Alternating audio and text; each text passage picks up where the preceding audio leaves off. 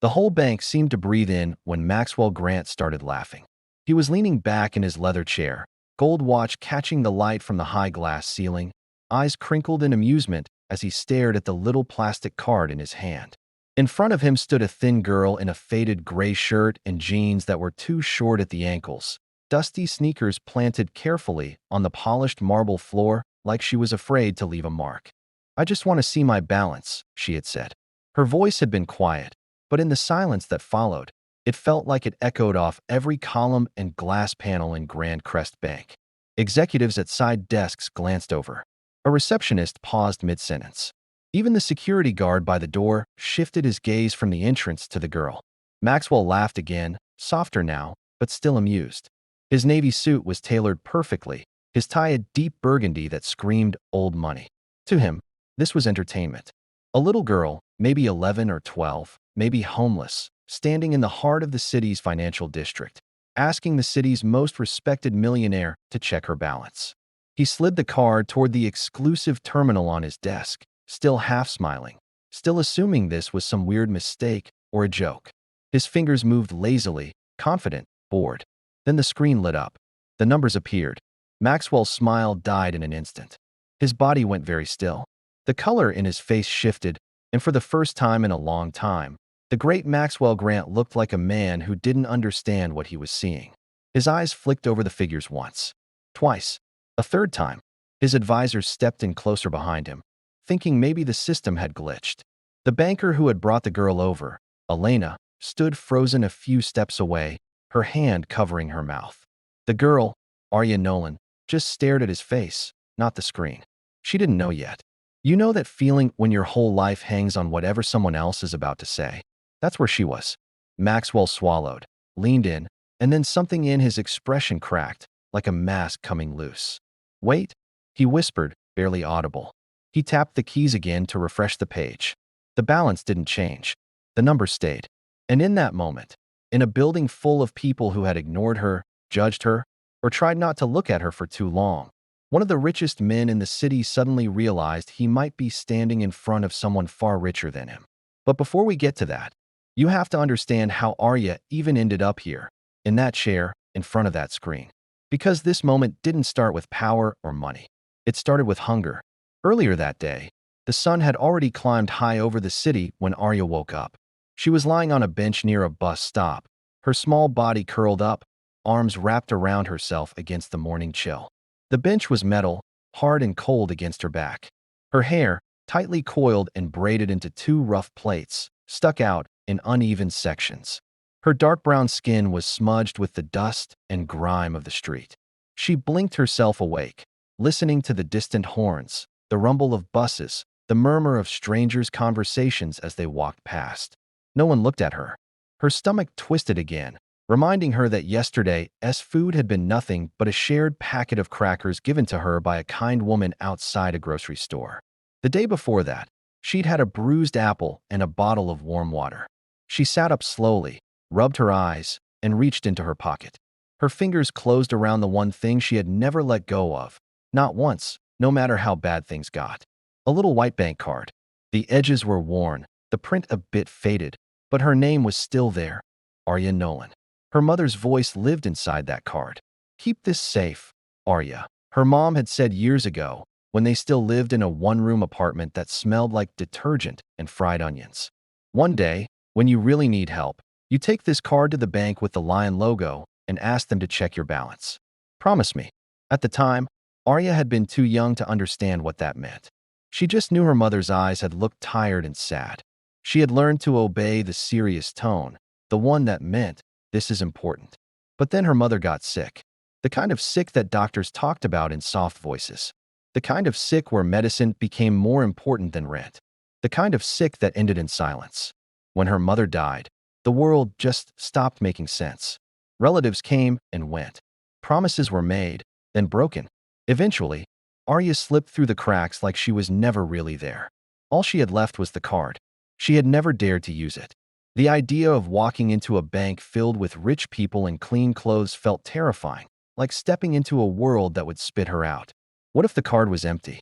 What if it was useless, just a piece of plastic her mom had held onto out of hope or denial? But now, after 2 days of walking the streets with almost nothing in her pocket, tired feet, and an empty stomach made something shift inside her. Today, she told herself, I find out. She stood, brushing off her jeans even though the dust didn't really leave, and started walking. The city changed around her as she moved. Old brick shops turned into sleek glass storefronts. Traffic thickened, sidewalks widened. By the time she stepped into the financial district, the world looked like it belonged to someone else. Glass towers stabbed the clouds. Cars that cost more than most people's homes glided down the street. People in sharp suits walked with purpose, heels clicking, briefcases swinging. Arya's steps slowed. She caught her reflection in a window. Small, skinny, clothes hanging oddly on her frame. A girl from another world. Her heart started beating faster. Have you ever walked into a place and felt like everything in it was screaming that you didn't belong there? That's what it was like for her. But then she saw it. The lion logo. Grand Crest Bank. The building was ridiculous. Tall stone columns at the entrance, a rotating glass door, and guards in pressed uniforms standing at the side. Arya stood on the sidewalk for a full minute, just staring up at it. She could turn away, pretend the card never existed, keep wandering, and hope someone else would be kind enough to help her. Or she could listen to the last request her mother ever made. Her fingers tightened around the card till her knuckles went white. She walked forward. The rotating door pushed against her shoulders as she slipped inside. Instantly, a rush of cold air wrapped around her. The floor beneath her shoes turned to shining marble, veined with gold patterns. The faint smell of coffee, perfume, and metal filled the space. The lobby was huge, buzzing with movement. Screens on the walls flashed stock prices and currency rates. People spoke in fast, confident voices. Money almost seemed to be floating in the air itself. Arya felt even smaller than before. She took a few steps in. A woman in heels almost bumped into her, mumbled sorry, then gave Arya a quick, sharp look, taking in her dusty face and frayed shirt. Her eyes hardened just a little before she turned away. Others noticed too. Not for long, not deeply, but enough to glance, judge, then forget. Arya's throat felt tight, but she kept walking toward the customer service desk where a line of people stood. Behind the desk was a woman in her early 30s, light brown skin, black hair pulled back in a neat low bun, wearing a navy blouse and name tag that read Elena ROR. Her eyes looked tired but kind. She was listening to a man rant about some fee when her gaze flicked up and landed on Arya. For a split second, something softened in her face. When Arya reached the front and stood on her toes to see over the counter, her voice shook. I just want to see my balance, please." Her small hand slid the card forward onto the polished counter. Elena's first instinct was surprise, then worry. The girl was clearly alone, clearly struggling. But the card was real. The bank's logo was there, the chip intact. "Okay, sweetheart," Elena said gently. "What's your name?" "Arya. Arya Nolan." "All right, Arya. Give me a moment, okay? I just need to pull something up." But when Elena tried to access the account directly from her own terminal, the system flashed a message. Archive trust account. Restricted. Her eyebrows lifted. Most accounts were straightforward. This wasn't. To fully access archive trust accounts, she needed a high-level terminal. Only one person on this floor had one. Her gaze drifted across the lobby toward the cordoned-off section with darker glass walls, leather chairs, and hushed voices. Maxwell Grant's section. Even if you didn't know who he was, you could feel it. He was in his late 40s, tall, pale, sharp cheekbones, dark hair sprinkled with distinguished gray at the temples. His charcoal suit fit perfectly, his tie was smooth, his expression usually somewhere between bored and mildly amused. Legends about his investment genius drifted through the city like gossip. People said he could glance at a chart for 30 seconds and see the next 10 years. People said he'd never once cried over losing money because he simply didn't lose. Today, he was laughing with two advisors over some deal, relaxed and confident. Elena hesitated. Then she looked back at Arya, who was nervously picking at a loose thread on her sleeve. "Come with me, Arya," Elena said quietly. "We'll get someone who can help." Arya followed, every step feeling like it echoed too loud. As they crossed the floor, she felt eyes on her back. Curiosity, annoyance, confusion. Some people moved aside, not wanting the dusty girl touching their expensive bags or clothes. She kept her chin down, staring at her shoes. When they reached Maxwell's area, One of his assistants started to protest, but Elena's tone turned firm. This is an archive trust case. Level 3. Needs Mr. Grant's terminal. That changed things. The assistant stepped aside. Elena led Arya to the edge of the desk. Maxwell glanced up, one eyebrow raised. "What have we got here?" he asked, voice smooth. Elena inhaled, then replied, "A trust account we can't access from the regular system. It's under her name." She nodded toward Arya. "Arya Nolan." Maxwell's eyes flicked down to the girl, taking in every detail with a quick practice sweep, the dusty braids, the too big gray shirt, the patched jeans, the way she held herself like she was ready to bolt at any second. "And what do you need, Miss Nolan?" he asked, half curious, half amused. Arya swallowed. Her mouth felt dry. "I just want to see my balance." The words were simple, but they carried years of fear, hope, and confusion. He didn't hear that part. Not yet. Maxwell leaned back slightly and chuckled, a small disbelieving sound. "Of course," he said, reaching out a hand. "Let's take a look then." Arya hesitated before letting go of the card. It slid from her fingers into his. To Maxwell, it was routine. Just another card. Another number. Another reminder that, in his world, everything came down to digits on a screen. To Arya, it felt like handing over the last secret her mother had trusted her with. He inserted the card slowly into his private terminal, still wearing that faint smirk. His advisors leaned casually against the desk, not expecting anything special, just waiting to move on to the real business of the day. Arya watched his hands, then his face. Her heart was beating so loudly she could hear it in her ears. "Please," she thought. "Please don't let it be 0. The screen blinked. The system loaded. A progress bar moved across, each second stretching like an entire minute. Elena shifted her weight nervously, fingers tapping lightly against the side of her leg. You ever had that second where your whole life might change in the space of a loading bar? That was Arya, right then. Maxwell glanced at the screen as the final line of text appeared. He laughed once, lightly. Then he stopped. His eyes focused. The laughter faded.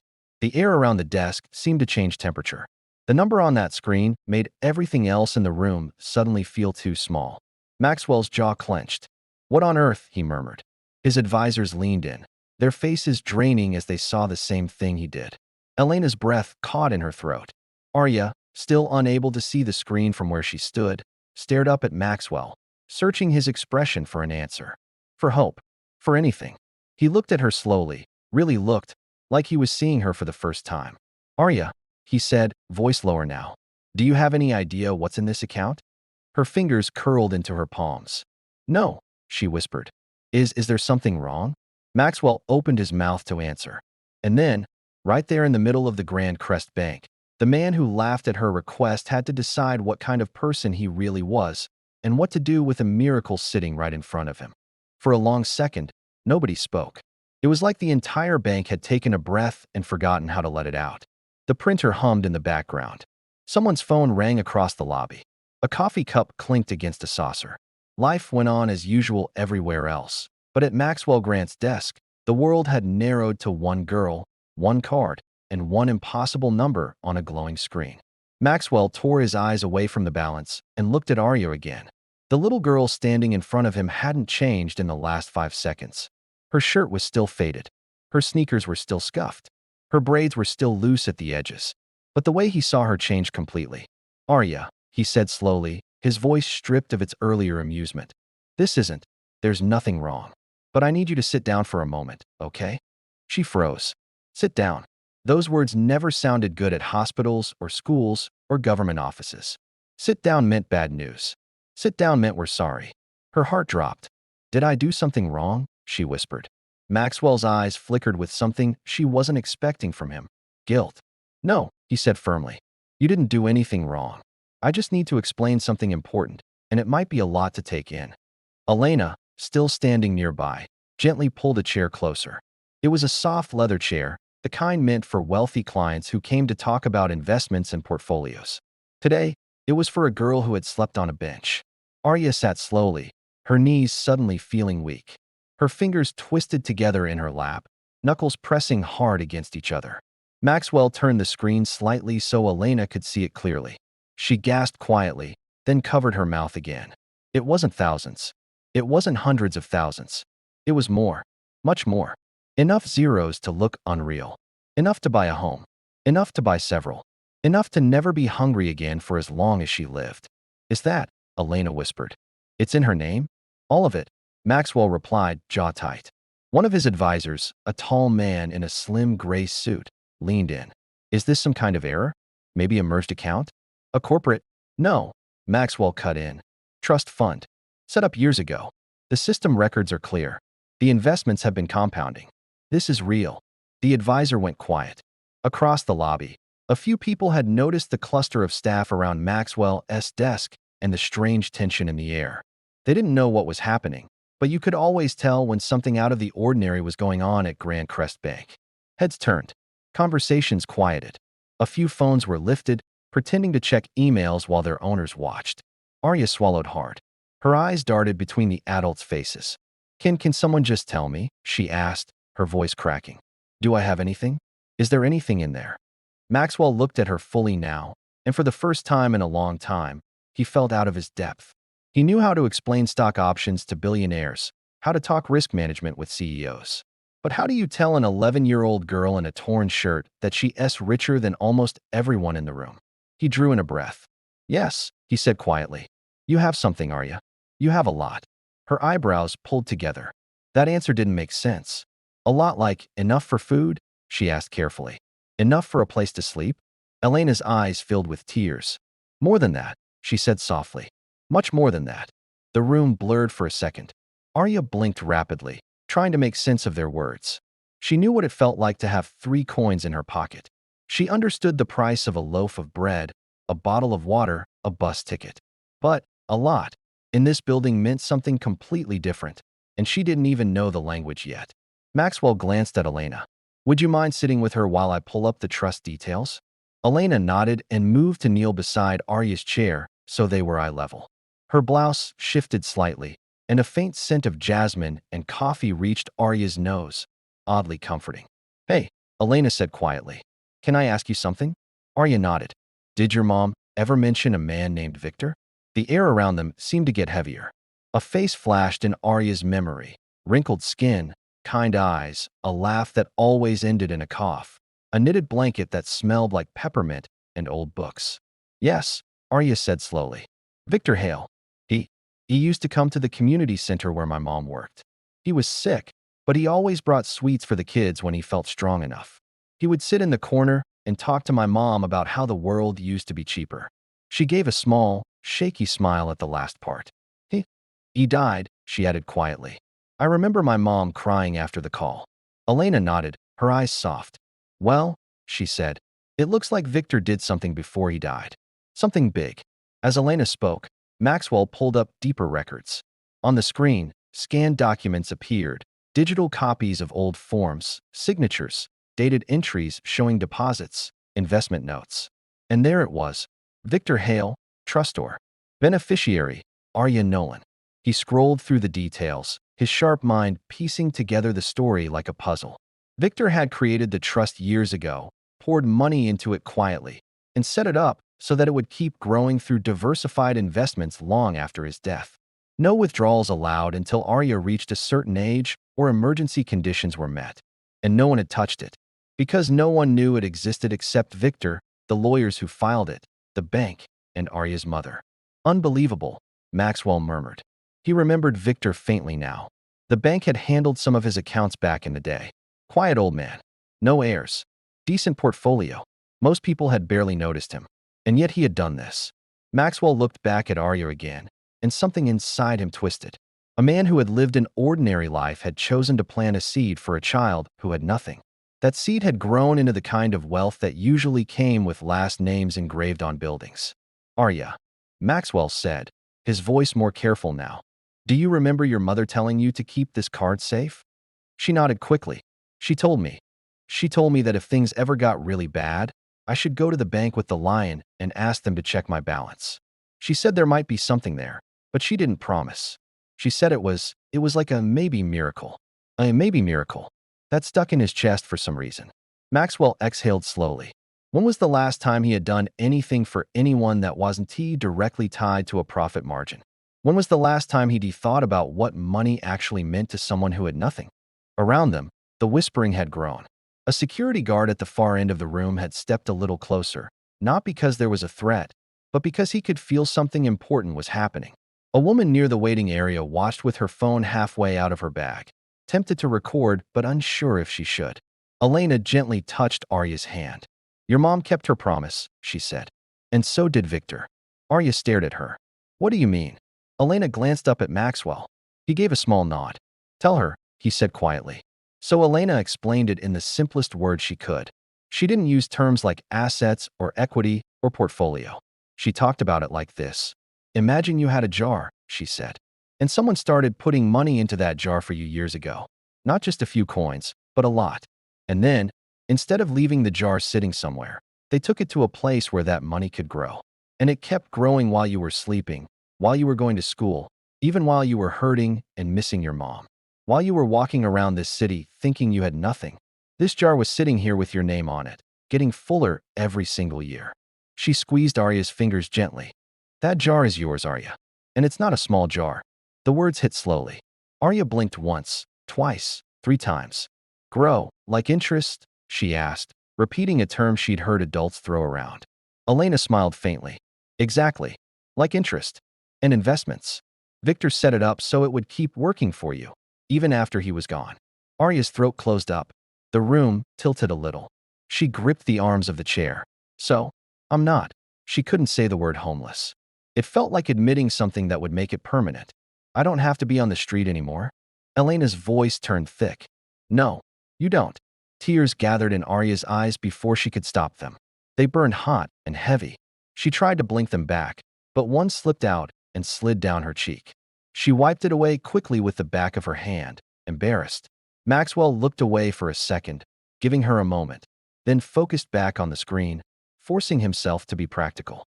"There are systems for this," he said, mostly to himself but loud enough for Elena to hear. "Guardianship. Legal protections. We have a duty to make sure she's not exploited. This kind of money will attract all the wrong people if we're careless." Arya heard the word exploited and flinched. "I don't want anyone to take it from me," she whispered. Maxwell met her gaze. Something in his chest hardened into a decision. "They won't," he said. "Not while I'm here." It came out harsher than he meant, edged with a level of protectiveness that surprised even him. You ever see a moment where someone who has been on top of the world suddenly remembers what it means to be human? That was Maxwell right then. He straightened his shoulders and turned to his advisors. "I want legal on the line now," he said. "And compliance. We're flagging this account with the highest security protocol. No movements without multi-level approval. And get social services on standby, but I want to be the one who speaks to them first."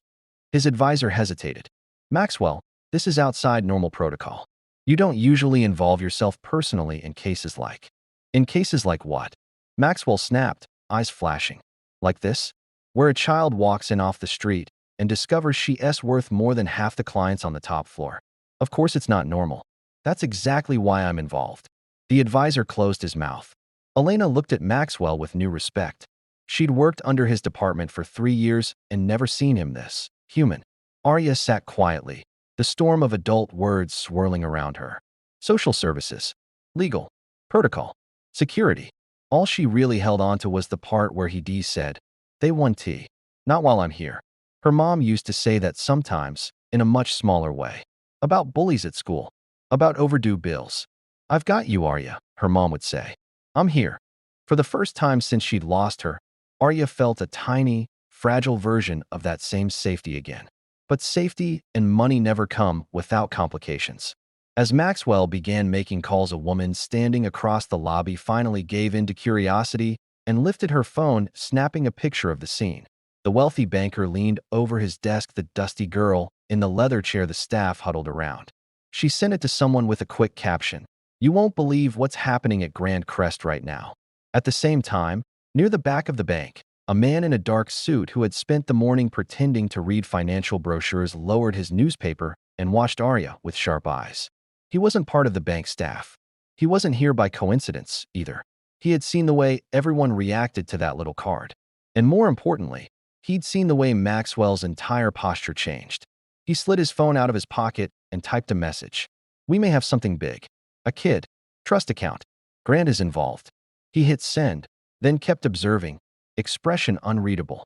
Back at the desk, Maxwell ended one of his calls and turned back to Arya. "Listen," he said gently, his tone calmer again.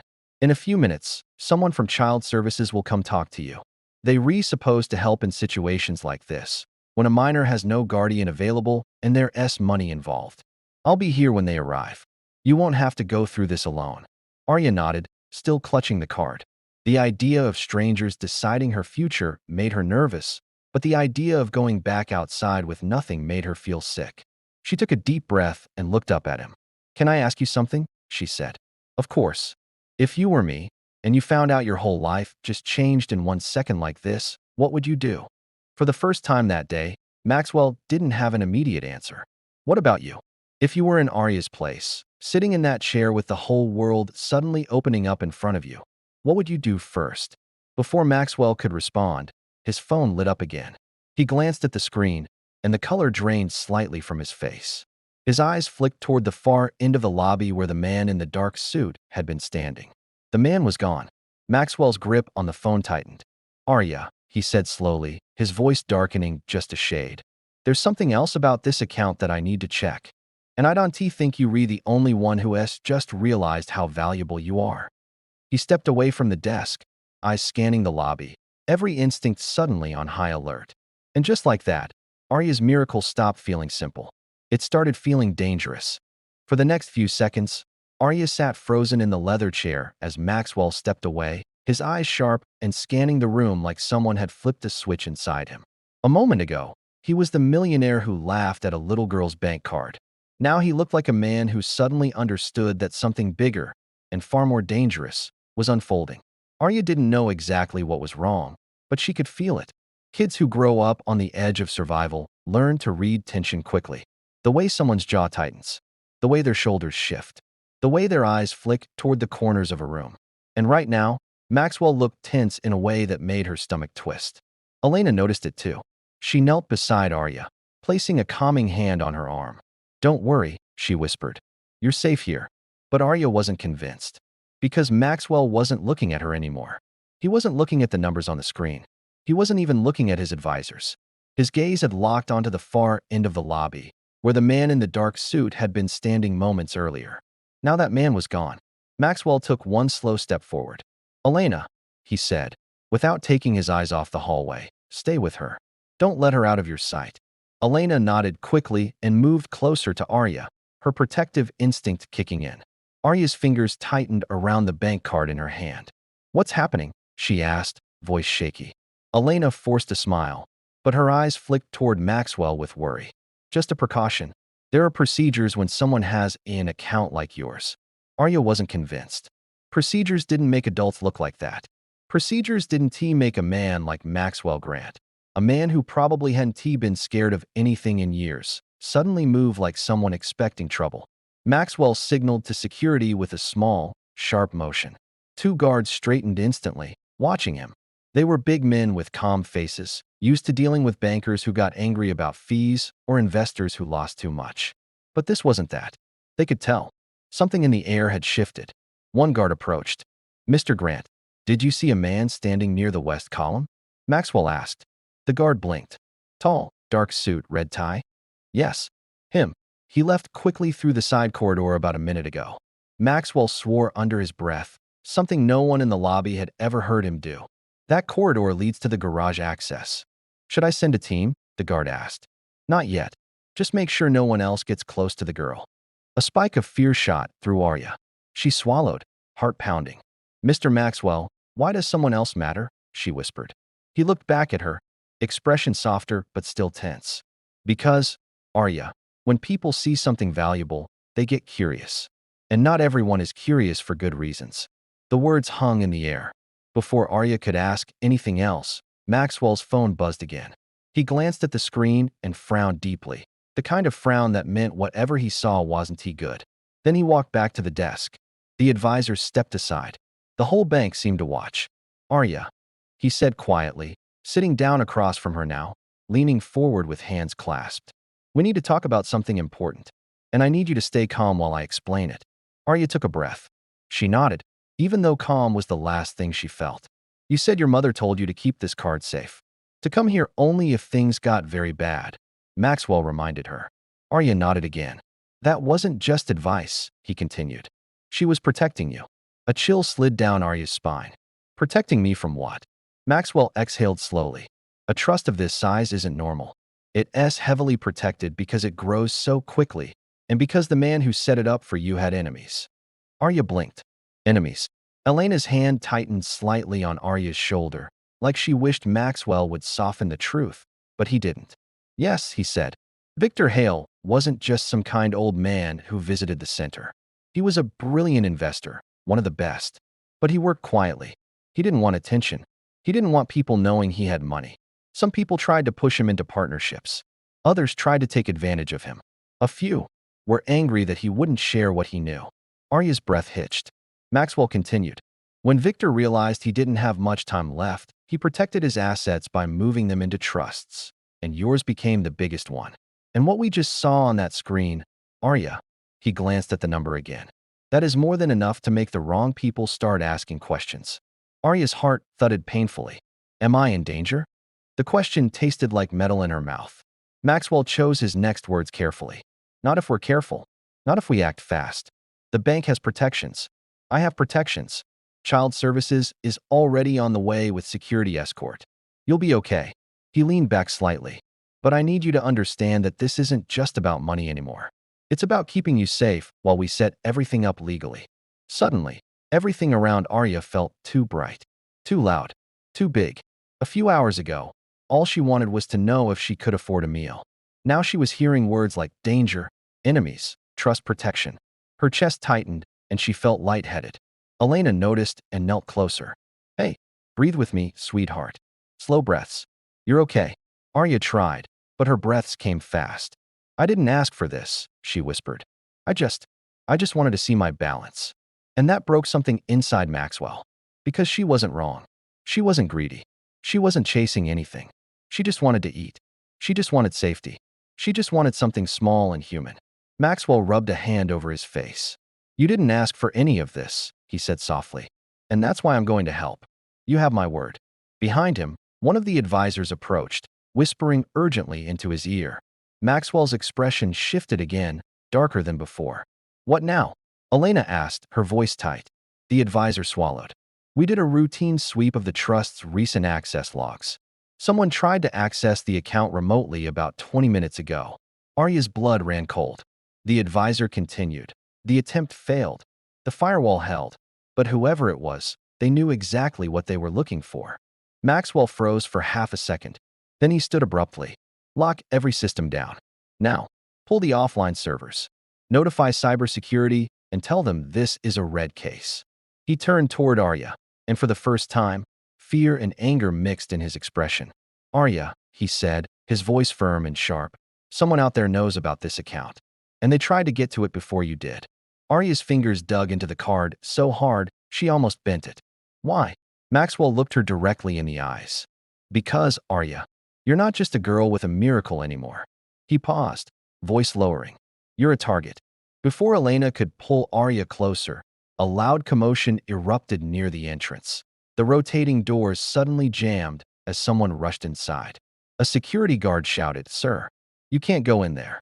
Another person was running through the lobby, pushing past startled customers. Elena grabbed Arya's hand. Maxwell stepped forward, and Arya's heart slammed against her ribs as the figure sprinted toward them. The man running through the lobby moved fast, too fast for anyone who wasn't desperate. His footsteps slapped against the marble floor, echoing across the vaulted ceilings. Customers gasped. A woman dropped her coffee. Security lunged forward, shouting orders that bounced through the room like ricocheting glass. Arya's whole body went cold. Elena's grip tightened around her hand, pulling her behind Maxwell's desk. Maxwell himself stepped in front of them instinctively, shoulders squared, jaw clenched. He wasn't the kind of man who did fear. But in that moment, fear wasn't about himself. It was about the girl behind him. Stay down, Elena whispered, pulling Arya into a crouch. Arya obeyed, heart hammering so loudly she thought others could hear it. The running man was tall, with a long black coat that whipped behind him like a torn flag. His shoes scraped loudly as he dodged a guard. His eyes, sharp, dark, frantic, locked onto Maxwell's section like he'd known exactly where to go. Maxwell raised a hand toward security. "Don't let him near the girl," he barked. The guards closed in, but the man wasn't slowing down. He reached into his coat, and time seemed to freeze. Arya's breath stopped. Elena's fingers dug into Arya's shoulder. One guard grabbed for his radio. Another reached for his belt. But instead of pulling out something dangerous, the man yanked out a crumpled envelope. "Mr. Grant," he shouted. Please, I just need to talk to you." The guards tackled him before he reached the desk. The envelope flew from his hand, skidding across the marble like a fallen leaf. The man hit the ground hard, grunting as both guards pinned him down. Maxwell swept forward. "Search him," he ordered. The guards complied, patting him down quickly. No weapons, no electronics, nothing but the envelope and a worn wallet. "He's clean," one guard said, breathing heavily. The man coughed, still restrained. I wasn't trying to hurt the kid. Please." Maxwell's eyes narrowed. "Then why did you run at us?" "Because they're coming," the man rasped. "You think that failed access attempt was random? They know. They know she walked in here. And once they know..." He cut himself off, looking over his shoulder like someone might be listening. His voice dropped to a whisper. "They don't leave loose ends."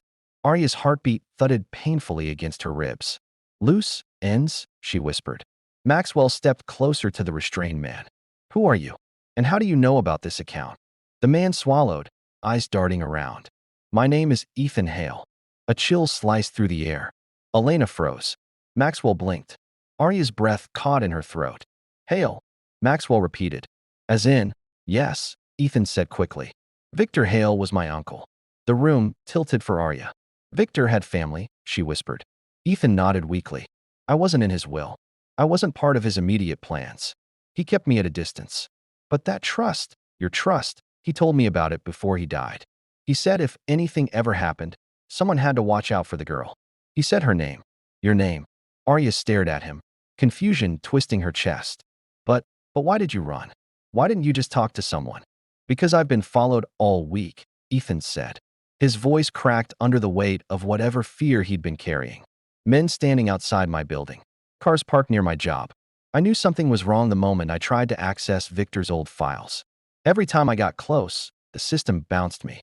Someone else was watching the trust, someone powerful." Maxwell's pupils narrowed.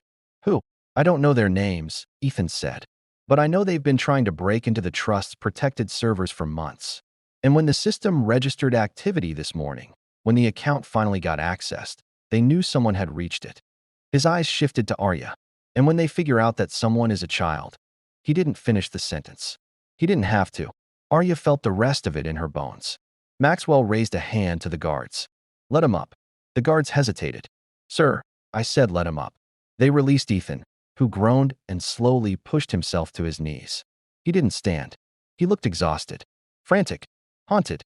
Maxwell leaned closer, voice low. "What exactly do they want?" "The money," Ethan said. "And the algorithms." "Algorithms?" Elena echoed. Ethan nodded. "Victor didn't just leave money in that trust. He left formulas, forecasting models, the kind of financial algorithms people would kill for, hidden inside the trust for protection. Whoever controls Arya's trust doesn't just control her fortune. They control Victor's final work." Maxwell stiffened. That was bigger than anything he expected. Bigger than just a trust. Bigger than a girl with a miracle balance. Ethan looked at him sharply. "And your bank is one of the few places in the country with the infrastructure to house it. That's why you're all in danger." Arya felt like the walls around her were closing in. "Why me?" she asked softly. Ethan met her eyes. "Because Victor trusted your mother more than he trusted anyone else. And he trusted you." A tear slipped down Arya's cheek before she could stop it. She remembered Victor's warm smile, how he used to give her candy, how he'd tell her mother she had goodness in her bones. She didn't know he'd trusted them this much. Maxwell stepped forward firmly. "Enough. This bank is secure. I have contacts, protocols, and resources. No one is taking this child or this trust." But Ethan shook his head. "You don't understand, Grant. These people don't go through the front door. They don't make noise. They slide through cracks. They show up where you least expect." As if on cue, the elevator dinged softly. The doors opened. 3 men stepped out. Dark coats, clean shoes, expressionless faces. They didn't look like customers. They didn't look like bankers. They looked like trouble. Maxwell's breath sharpened. You too, he whispered to the guards. Move now. The guards positioned themselves instantly, blocking the path between the newcomers and Arya. Elena whispered to Arya, stay behind me. Don't move. But the men weren't looking at the guards. They were looking directly at Maxwell's corner. Directly at Arya. Maxwell felt a jolt of adrenaline he hadn't felt in years. Elena, take her into my office. Now, lock the door.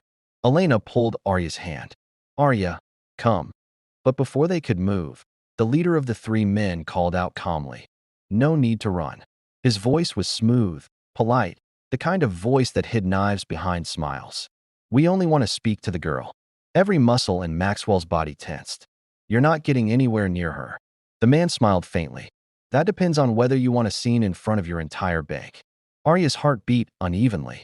Everyone was staring now. Customers, staff, even the janitor paused mid-sweep.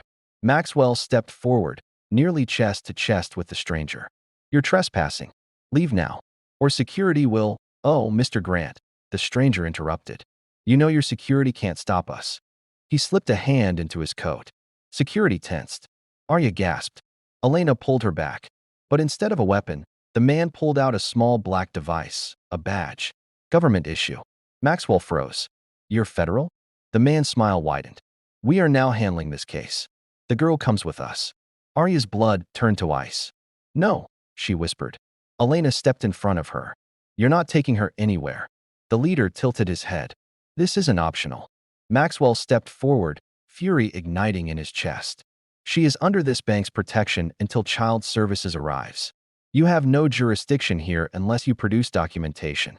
The man held up the badge again, but his eyes stayed on Arya. Documentation is already on the way. And once it arrives, she's leaving with us. Arya pressed herself into Elena's side.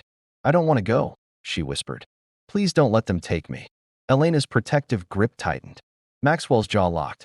Ethan pushed himself to his feet, panic flaring. The stranger took one slow step forward.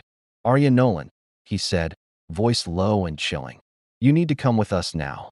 Before Arya could even breathe, an alarm blared through the bank. Red lights flashed. Security scrambled. Screens flickered. A mechanical voice echoed. System breach detected. Trust vault compromised. Maxwell turned sharply toward Arya. Elena gasped. Ethan shouted. The three strangers reached for their earpieces, and Arya felt everything collapse around her as the bank went into full lockdown. The alarm kept blaring, its shrill metallic cry bouncing off the marble and glass like the entire building was panicking out loud. Red emergency lights flashed across the lobby, slicing the room into frantic bursts of color. Screens flickered. Phones rang. Security yelled orders that no one could hear over the chaos. Arya clutched Elena's arm so tightly her fingers hurt. Is it my account? She whispered, voice cracking. Maxwell spun toward the nearest terminal, his fingers flying over the keys. Yes, he said grimly. Someone just tried to force their way into the trust vault. But I thought that was impossible, Elena said, shielding Arya with her body. It is, Maxwell muttered. Which means whoever is doing it has resources and access far beyond anything I expected. The three men in dark coats, the supposed government officers, exchanged a quick series of glances. Then the leader lifted his radio and barked, confirm the breach. Now, a voice crackled back, tense and sharp, confirmed. They're in the outer firewall. 2 layers remaining. Elena froze. 2 layers? Those are military-grade protections. Maxwell's blood ran cold. Whoever is attacking this isn't part of your agency, he said, glaring at the men. You're not here to help us. You're here because you thought you could take her before they did. The leader didn't deny it. His cold stare met Maxwell's. We're here to contain the situation. Ethan stepped forward shakily. Contain? She's a child, not a threat. The leader shot back. She's holding access to something people have killed for. That makes her a threat whether she likes it or not. Arya flinched. I didn't ask for any of this, she whispered. Elena knelt to her level, cupping the girl's face with both hands. I know, baby. I know. But we're not letting anyone take you away. Maxwell turned to the guards. Evacuate the lobby. Now. No one leaves through the main exits. Lock down the building perimeter. The guards snapped into motion. Customers were ushered out of the main hallway, their protests drowned out by the blaring alarms. A woman cried. A child clung to his mother. Everyone was scared, but none of them knew the real reason the bank was in chaos. This wasn't a robbery. This wasn't a drill. It was a race. And Arya Nolan was the finish line. Maxwell leaned close to the girl. Arya, listen to me carefully, he said. We need to get you somewhere safe right now. Where? To the trust vault itself, he said. It's the most secure place in this building. If someone is breaking into it digitally, they might try physically next. We need to be there first. The leader of the dark-coated men stepped forward fast. She's not going anywhere with you. Maxwell's head snapped toward him. And I am not handing her over to you based on a badge you waved in my face. You're done giving orders in my building. Without warning, Ethan lunged forward and snatched the badge straight out of the man's hand. What are you? The leader began, but Ethan held it up to the flashing red lights. The badge flickered for 1 second. Then it projected an error symbol. Elena gasped. It's fake. Arya's heart nearly stopped. Fake? She whispered. Maxwell's face hardened with fury. You're not federal. Who sent you? The leader's polite mask cracked. Give us the girl. You're out of time. Before anyone could react, Maxwell grabbed Arya's arm and snapped to Elena and Ethan. Go to the vault stairs. I'll cover you. Elena moved instantly, pulling Arya toward the interior corridor. Ethan followed, shaking but determined. The fake officers lunged. Security collided with them mid-charge, metal batons clashing, bodies hitting the floor, shouts cutting through the alarm. One officer shoved a guard against the wall. Another tried to force his way past. Maxwell stepped in, blocking their path, rage flashing in his eyes.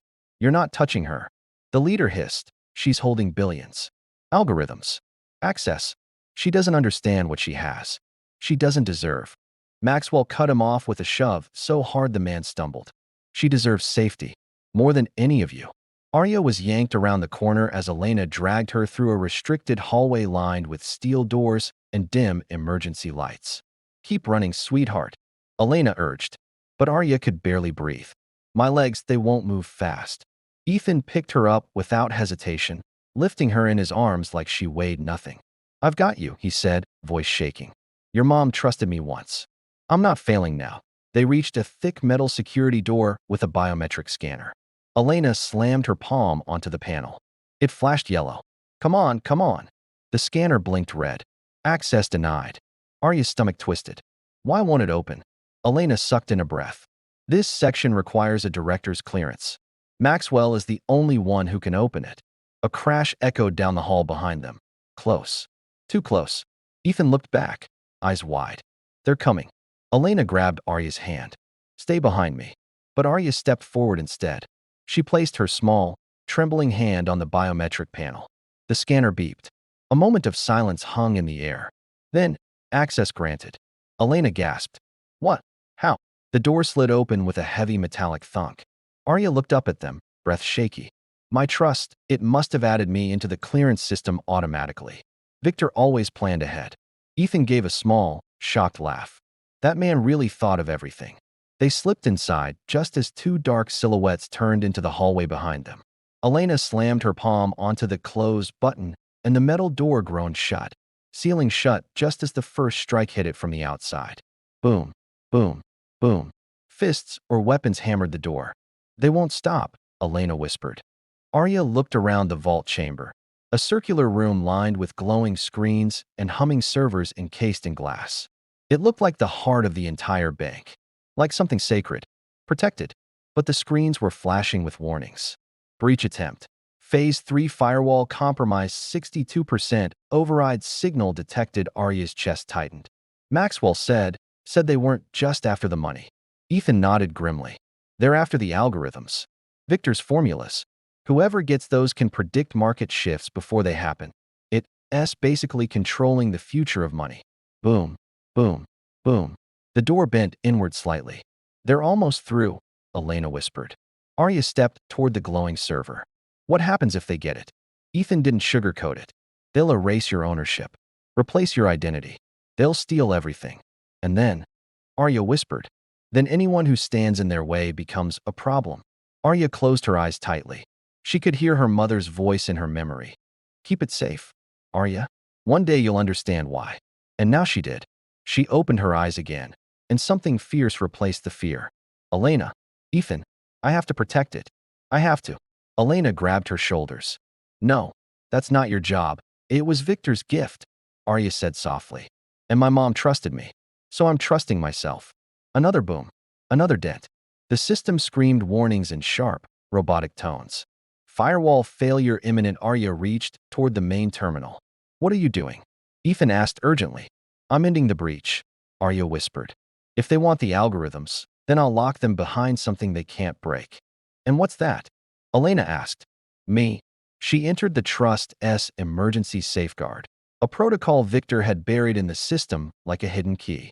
A failsafe only the beneficiary could trigger. The screen asked for one thing. Confirm. Transfer full control to primary beneficiary? Arya pressed yes. A blinding white light pulsed across all the servers. Outside, the pounding stopped abruptly. Inside, the alarms ceased. On the screens, red turned to green. Access sealed algorithms encrypted primary beneficiary control. Arya Nolan Ethan's mouth fell open. You locked them out. Elena sank to her knees in relief. Oh my God, you brilliant child. But Arya wasn't celebrating. She was crying silently. Now they'll never stop chasing me, she whispered. Right? Elena pulled her into her arms. No, because they'll never get close again. You're protected legally, digitally, physically, and you're not alone anymore. Footsteps pounded toward the vault, but this time the voices were familiar. Security, police, and Maxwell's. When the vault door finally opened, Maxwell rushed inside first, breathless and furious. But when he saw Arya standing there unharmed, he exhaled shakily. You did it, he said softly. Arya nodded through tears. I didn't want anyone to take what Victor left me. Maxwell crouched down so they were eye level. No one will. Not ever again. You have my word. Police arrested the imposters. Child services finally arrived, real ones this time. And Ethan was cleared, his involvement verified. As they led Arya out of the vault, the alarms silent now, the building calmer. She looked around at the glass ceiling, the gold-veined marble, the swirling chaos that had become the beginning of her new life. She had walked in with nothing. She was walking out with everything: safety, future, protection, a family forming around her in unexpected ways. Maxwell placed a hand on her shoulder. You're going to be okay, Arya. A new guardian will be assigned. Someone trustworthy. Arya looked up at him. Will you still be around? Maxwell blinked, surprised by how much the question hit him. Yes, he said softly. As long as you want me to be. Arya squeezed her card in her fist, the card that changed her life. Thank you, she whispered. Maxwell smiled. No, thank Victor. And thank the girl brave enough to walk into a bank with nothing but hope. Arya stepped out into the sunlight that afternoon. The same sunlight she had seen earlier, but that somehow felt warmer now. She wasn't homeless anymore. She wasn't forgotten. She wasn't alone. Her mother hadn't left her with nothing. She had left her with a miracle, wrapped in a worn little card. And Arya finally understood. Miracles don't always show up when life is good. Sometimes they show up when you need them the most. At the heart of this story is a simple truth. Sometimes life waits until you're at your lowest to show you the miracle that was meant for you all along. Arya walked into that bank believing she had nothing left. She walked out with safety, protection, and a future her mother secretly prepared for her. And that's the theme I want you to carry with you today. You don't always see the seeds people plant for you until the day they finally bloom. Hope can hide in places you don't expect.